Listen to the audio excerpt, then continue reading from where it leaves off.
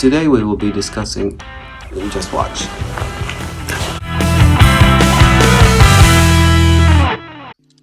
In this video I will cover preterm rupture of membranes. This condition is defined as loss of amniotic fluid before 37 weeks of gestation. If you remember the video about preterm labor, they share more or less the same risk factors.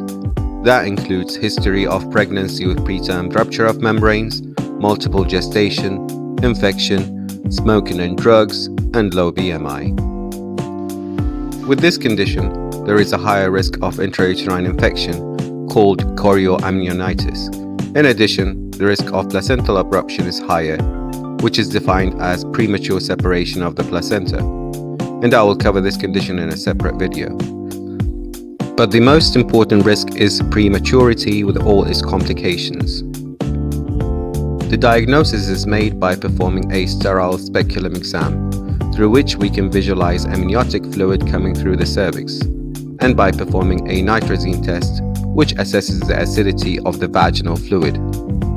Be aware of the factors that can give a false positive test, like semen and blood, some infections, and some antiseptics. Ferning test is done by visualization of dried vaginal fluid under the microscope. If positive, it gives the appearance of clover leaves. There is another way to diagnose this condition, but is rarely done unless the previous tests are equivocal. That's by injecting indigo carmine dye in the amniotic sac and visualization of the dye on a tampon that's inserted in the vagina after a few hours.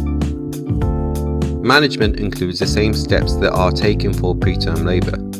That includes assessing the fetal heart tones, performing an ultrasound scan to assess the presentation and fetal weight, obtaining GBS swab, giving steroids, and starting magnesium for neuroprotection if the patient goes into labor before 32 weeks. The latency period is defined as the period between the rupture of membranes and delivery.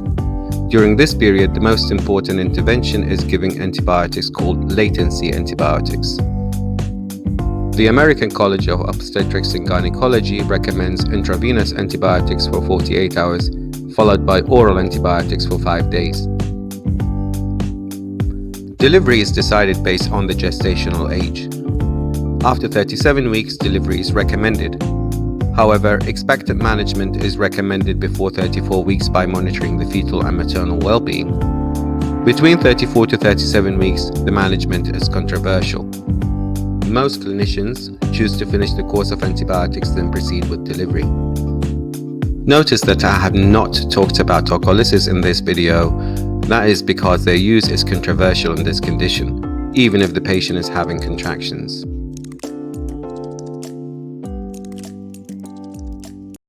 If you want to see more videos like this, please like and subscribe, and you will be notified when a similar video is posted. See you next time.